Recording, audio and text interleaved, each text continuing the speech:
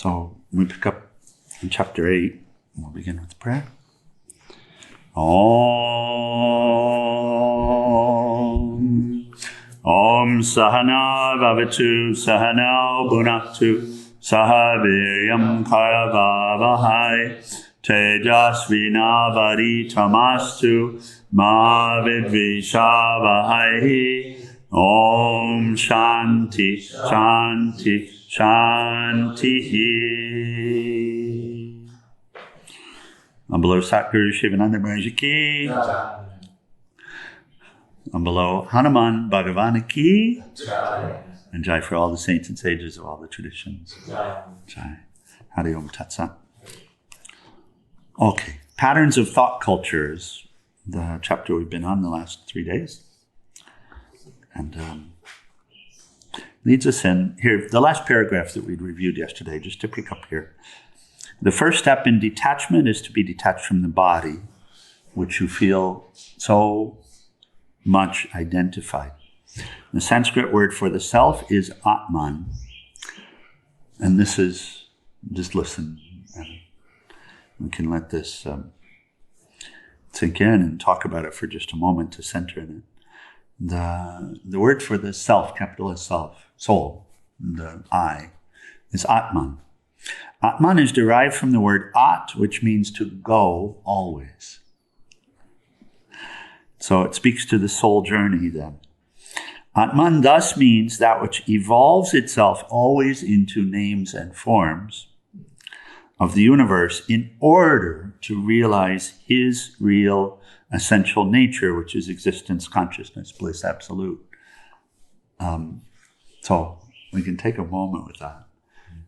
Sometimes, and I think everyone here, story of the little soul in the sun. Do you remember the point of it? Where the little soul goes and talks to God and says, I know who I am, I know who I am. He's all excited, I know who I am, I know who I am. And now I want to be it. And God has this perplexed look and says, wait a second. So you know who you are, and now you want to be it. Do you catch the... It's looking for a lot to attach to. Yeah.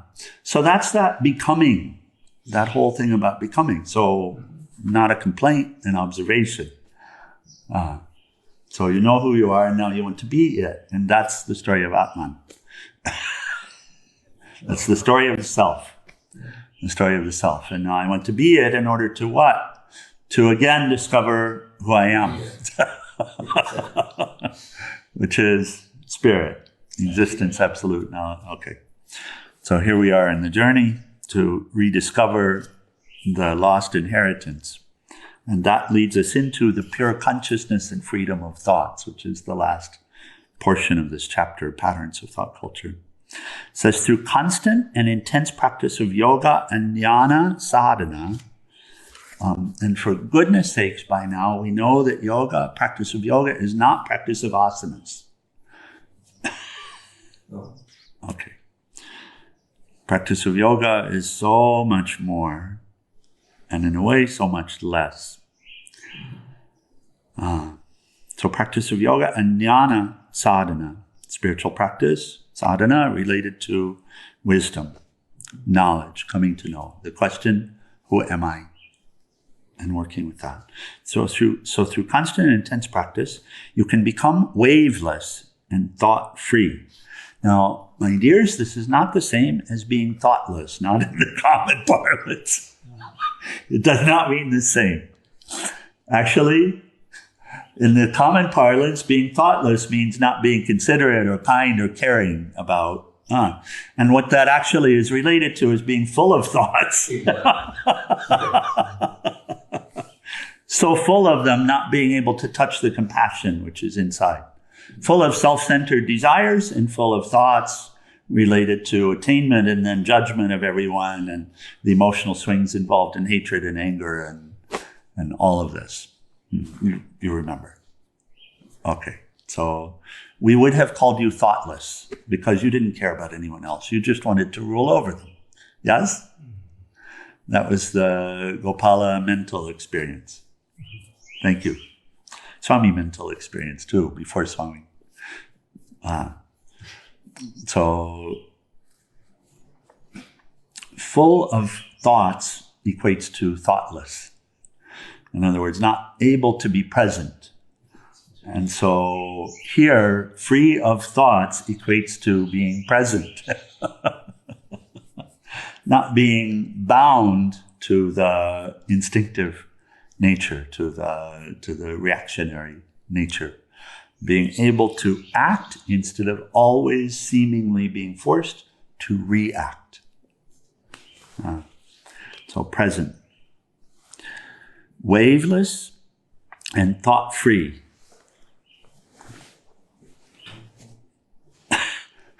So here, through someone's support, there's an image here of Swami Ramasrupananda here. And so we would talk, and sometimes I would ask the question, what do you think? And he would laugh and say, I don't. Which seems the oddest thing. It seems the oddest thing. And certainly there is thought. There is thought. And we've been talking all through this about utilizing thought. Thought is an instrument. So when you use a knife, at what point do you become the knife? When pointed on it, utilizing it, being present. In fact, you never become the knife. That's the truth of the situation, isn't it? You're utilizing the knife. Exactly. It's in your hand. You're utilizing the knife. Oh, I get it. You can have an experience of unity, but the truth is you're utilizing the knife. Is it so? At what point do you become it? I can't. You don't. If you take yourself to be the knife, you're pretty screwed up. No, I mean really. Yeah? You drive the car. If you take yourself to be the car, you're pretty darn messed up. Yes? Yeah. I mean, imagine your life if you take yourself to be the car. Imagine your life if you take yourself to be the knife. Yeah? And now imagine your life when you take yourself to be the thoughts, and you get a little bit of the picture again. The mind is an instrument. It's a tool. For what purpose? You decide the purpose. We were having this conversation last night, Hari. You decide the purpose of the thoughts. You have to decide. Nobody else tells you what it is. You have to decide. Is the purpose of thoughts to attain to something?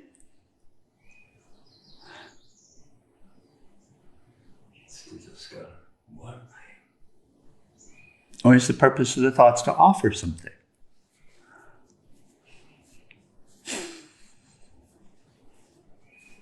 So it's a question. You have to decide. You have to decide. At some point, you will discover that you cannot attain anything that will give you what you want.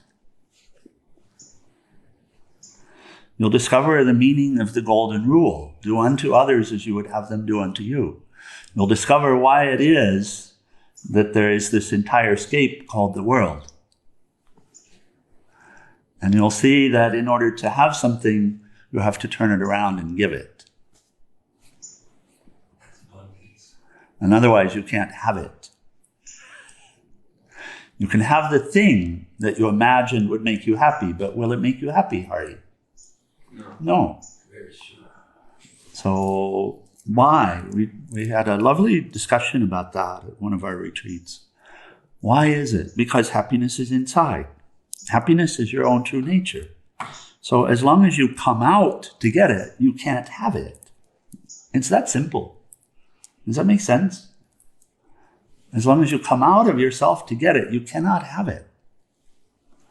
If you realize that you're not coming out of yourself, in other words, if you're living for the benefit of the whole as the self, capital S self, then of course. But as soon as you come out of yourself, and that's what this movement is, and so here we're dealing with something that we take to be ours, that we take to be an instrument of attainment for us. And so when we look at these thoughts, we see that they have been almost entirely focused upon what I want, what I need, which is just a propagation of bondage. And no matter what it is, finally, no matter what it is, we were having this conversation as well. So there are some that will be beneficial to a point, but only to a point, and then we'll get stuck. And as long as we put the imaginary self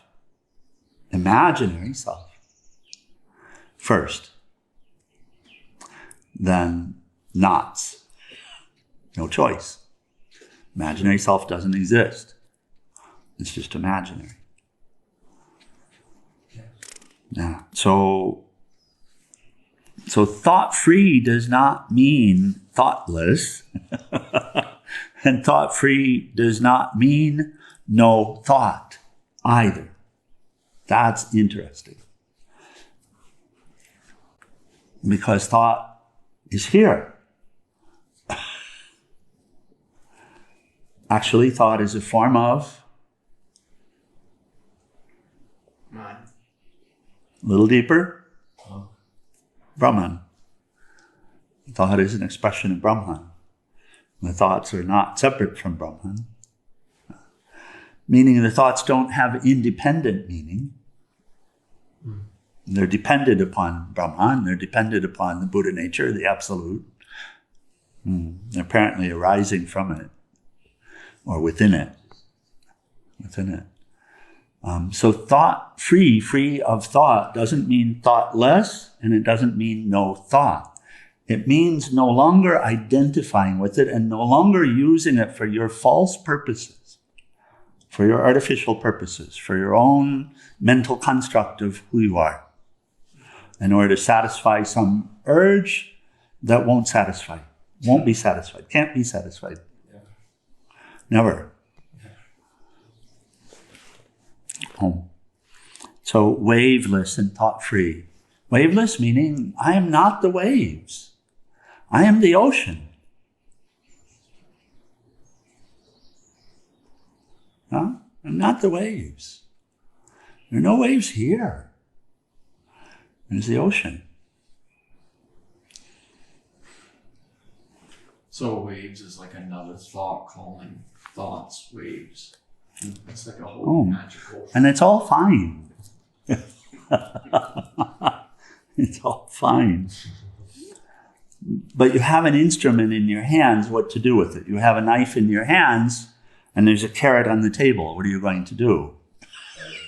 It's true. Attached or not attached. So this touches it. It touches it. He says, the waveless yogi helps the world more than the man on the platform. Ordinary people can hardly grasp the point. When you're waveless, you actually permeate and pervade every atom of the universe, purify and elevate the whole world. The names of waveless jnanis, such as Jada, Bharata, and Vamadeva, are even now remembered. They never published books. They never made disciples. Yet what a tremendous influence these waveless jnanis had produced on the minds of the people. You can attain jnana only if you're free from sensuous desires and immoral mental states. Aloofness of body from sensuous objects and aloofness of mind from immoral states of mind are needed for the attainment of jnana. So immoral states of mind are many. And again, we understand we have some relationship with thought here now, and we understand that that the thoughts appear or present themselves, as it were, and then do we develop a relationship with them? And the more we develop a relationship with them, the more they own us, the more they're cutting a groove in the chitta and the mind stuff. Yes? And the more prevalent they become. And after a while, we have a channel, and that channel, like a river running through the mind, that seems to be free to run. And those particular thoughts that we've invited in, whether they're divine contemplations or immoral contemplations, thinking about pretty girls and guys and things that we might want to do with them, and oh, wouldn't it be nice if this could happen and that could happen? Oh, that person, they never have liked me, and all of this stuff, all immoral thoughts. Yeah. And so he shares that they don't have any place for the one who wants to be free. They all have to be washed away. And we live in a society, by the way, where people will say, what you think doesn't matter. What you do matters to the extent you'll get caught doing it. Starts with thought. So again, you have to decide. You have to decide. You have to decide what is the environment that you live in. Yeah. It's not you. What knife do you carry? Yeah. Is it a knife that cuts? That heals. No. Or is it part of an offering to cut through the chafe, to cut through the dross? Yeah. Oh. When a desire arises in the mind, a worldly welcomes it and tries to fulfill it, but an aspirant renounces it immediately through viveka. Is this beneficial? Where will this lead? It's like when we talk about the croissant factory.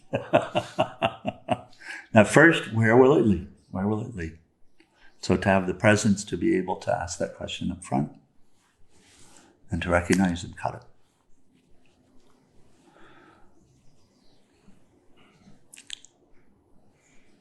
It says, just as a bungalow is cleaned of cobwebs and the garden of all of its weeds for the reception of the viceroy, the mental plane should be cleansed of all vices, desires, and immoral states for the reception of the holy Brahman, the viceroy of viceroys, the king of kings.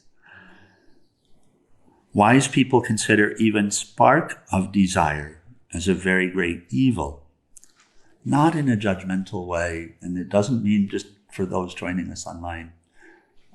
These terms get bandied about, evil and sin and all of this. And,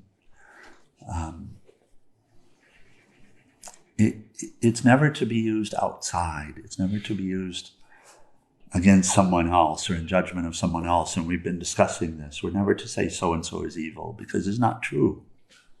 It's not even true. It doesn't have any bearing on truth. But there are evil tendencies that we participate in our thought machine, in our thought factory. And when we come to see where they go, where they take us, right? That's vivek, to really see it. Want to see it. And so the garden analogy is a good one in terms of what we're doing with the mind, with the thought. It says, thinking starts the process of creation. Thinking means externalization or objectification. Thinking means differentiation, quality, and multiplicity. Thinking is samsara.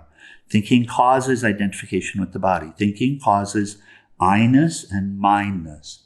And again, two relationships with thoughts, to see if we catch it. Two relationships with thoughts. One of them is what he's calling thinking, which is in the factory, contemplating, what do I want? What do I need? What would be good? What would be bad? This is what he's calling thinking. To bring a thought, may all be free. May you be happy. May you be free of this situation. May you see yourself as the eternal. You could say that's thinking, but actually that's an offering. You see, it's a completely different. So it doesn't have you at the center of it, does it? No. So when he's talking about evil and negative, limited tendencies and all of this, then when you is in the center of it, when the I is in the center of it, then that is a detrimental tendency. And we got it. When we see this, then we might as well say, well, then all of my thinking is bad. And the answer would be pretty much. Pretty much, but don't judge yourself. Just learn the difference and cultivate beneficial thoughts and lift yourself out of the mess and be free. Right? Yes. It says, thinking causes time, space, etc. Stop this thinking through vairagya and abhyasa. Vairagya is dispassion. In other words, I don't want that croissant after all. I want you, dear Lord. That's it. And abhyasa, constant practice. And merge yourself into the pure consciousness. Where there is no thinking or sankalpa, there is absolution or jivan mukti. And this is the strangest thing in the world because when we relate to the masters, whichever saint inspires us, whichever guru image inspires us, Gopala you have, so whichever one it is, when we relate to the masters, we're always superimposing our mental state upon them. And so we said, well, obviously they're thinking, and then we can even impose desires upon them. Right? What do they want? Why do they say that? What are they trying to get from it? Why did they do that? Why were they angry at me? What did I do? Did they have a bad day? They must have had a bad day. They must have gotten up on the wrong side of bed, to say what they said. Because that really hurt. But the truth with the masters is they don't have a single I thought.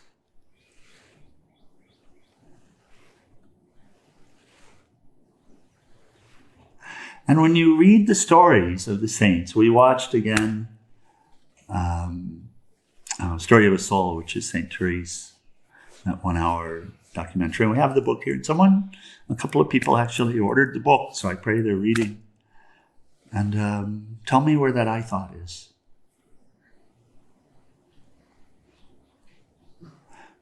Just to say, I am thine. Yes? Just about losing myself in you, dear Lord. So, When you catch yourself going backwards to say, I am thine, all is thine, thy will be done, can actually get a person out of that groove that it does. Getting shorter and shorter. It does. Less. Yeah, absolutely right. Yeah, absolutely right. No, when we get, and this is, if we're really contemplating this as we're going through, then surely through grace we catch something that we say, this can't be. Yeah. This can't be. And then the way out of it, in a way, it's very simple. It requires commitment, but the way out of it is to reach the hand up. Mm-hmm. Yeah. Reach the hand inside or reach the hand up. There are, and we're getting close to the end. We'll start chapter 9 and read a little bit this morning. We said the 23rd will complete, and we just have 2 more chapters to review. And the last morning, we'll go through their 15 techniques that have all been discovered. There are a total of 15 techniques to change the thoughts. And we'll just summarize. The last morning we're together on this. We'll summarize those 15 techniques and talk a little bit about each one. We've been in it, but it'll be a good summary for us in terms of what do we have.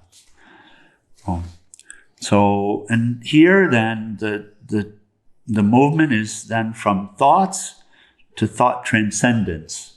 In other words, the thoughts that are about I, me, mine, from there, and yes, we're cultivating, and we're cultivating more and more beneficial thoughts. Ultimately, the only culprit here is this I, me, mine feeling, and taking it to be true, and believing that it needs to be fed, that it needs to get what it wants, whatever it wants. Even if what it wants is peace. Okay, that was helpful for a while. But now we realize, but if I put myself first and I want it, then I can't have it. That's it. And so really from thoughts to thought transcendence, we're talking about the relationship with the thoughts.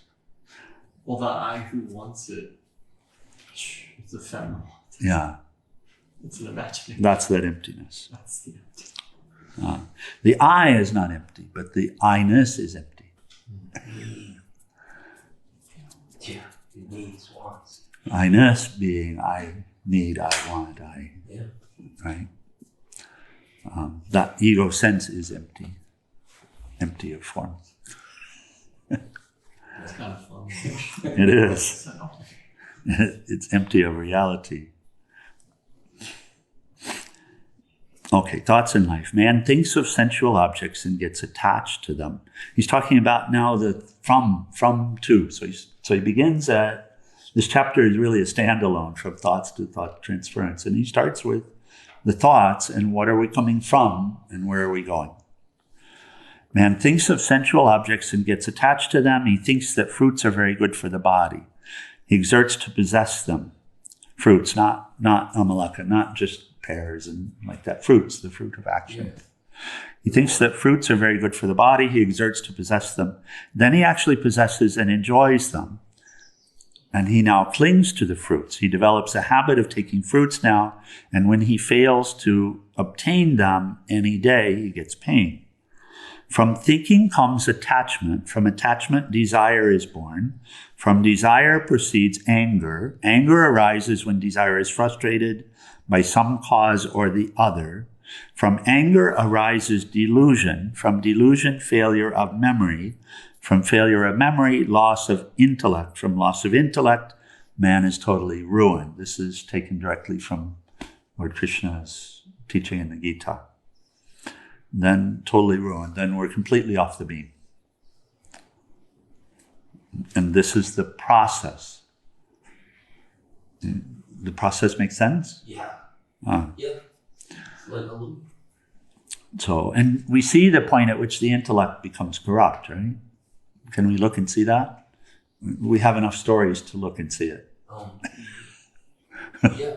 Oh. Yeah. We can see it. And we can see that, the intellect had become the slave of the body.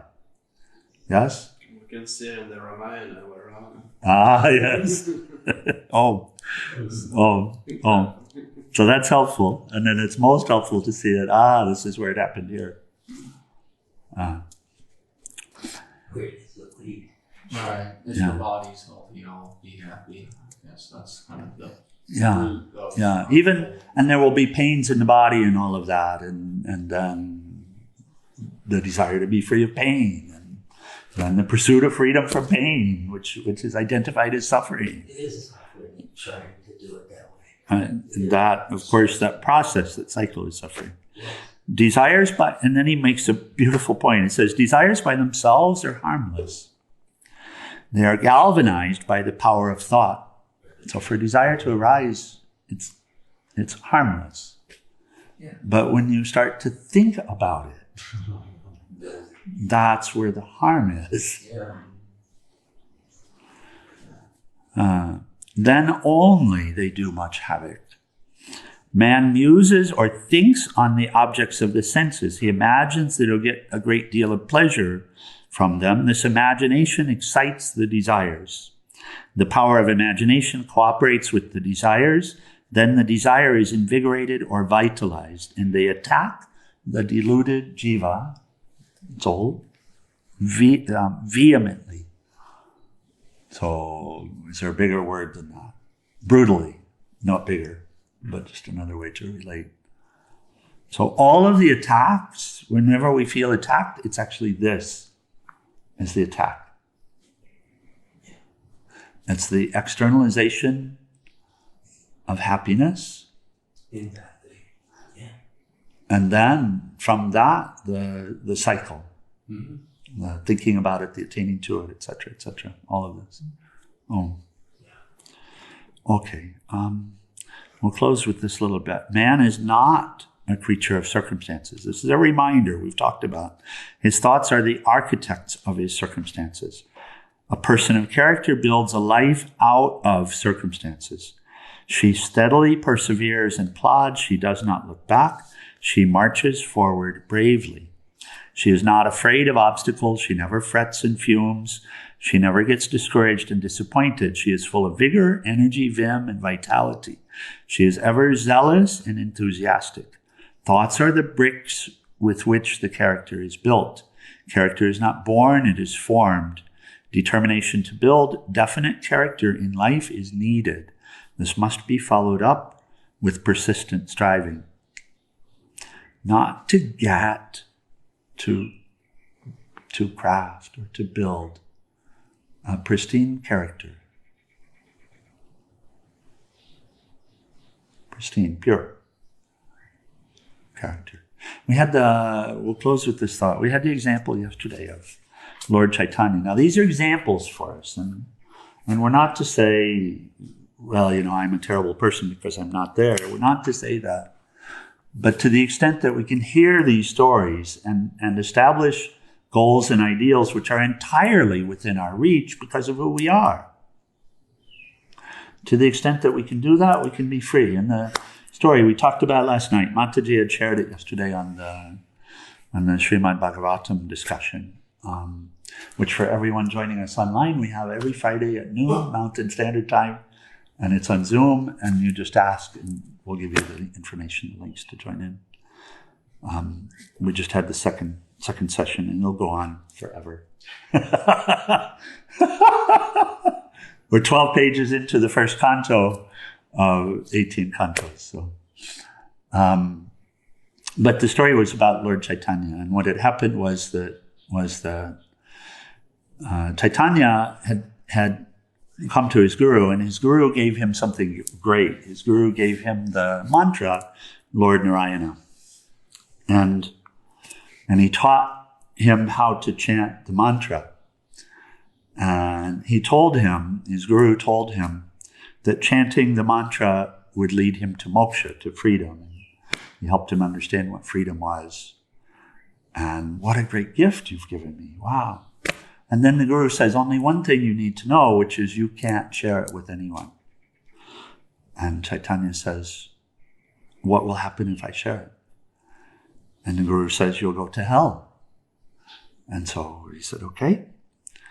And a little bit later, he was out on the streets and he was teaching everyone how to chant the mantra. And the guru came along after some time, and the guru said, why are you doing this? I told you would go to hell doing this. And he said, Guruji, you told me two things. You told me that chanting the mantra would give me moksha. And you told me if I shared it with anyone else, that I would go to hell. He said, I don't care about myself. I want everyone to have moksha. Yeah. Exactly.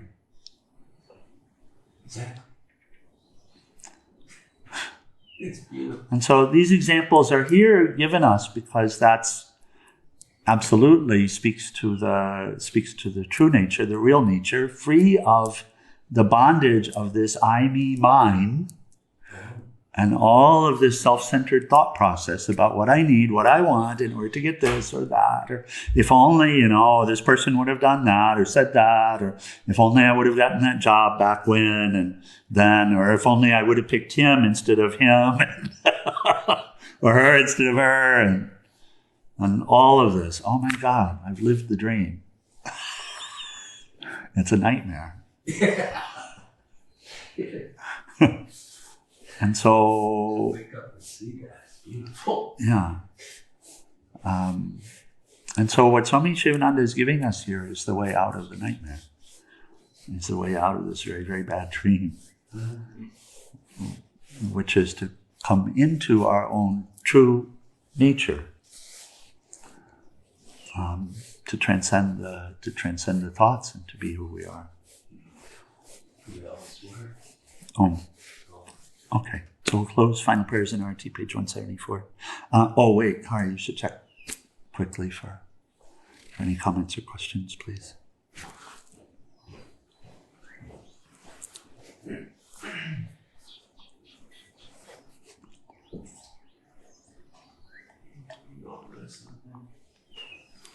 Okay, thank you.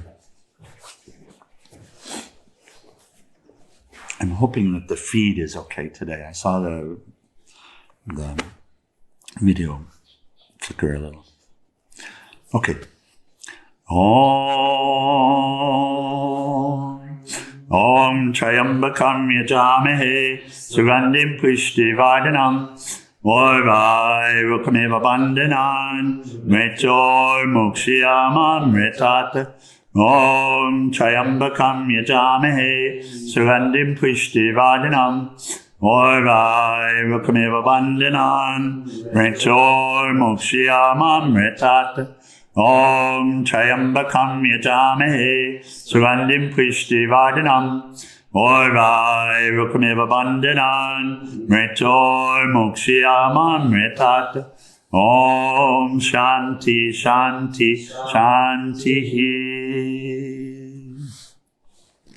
Adorable Lord of mercy and love, salutations and prostrations unto Thee. Thou art omnipresent, omnipotent, and omniscient.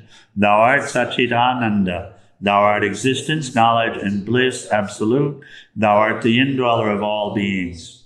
Grant us understanding heart, equal vision, balanced mind, faith, devotion, and wisdom. Grant us inner spiritual strength to resist temptation and to control the mind. Free us from egoism, lust, anger, greed, hatred, and jealousy. Fill our hearts with divine virtues. Let us behold Thee in all these names and forms. Let us serve Thee in all these names and forms. Let us ever remember Thee.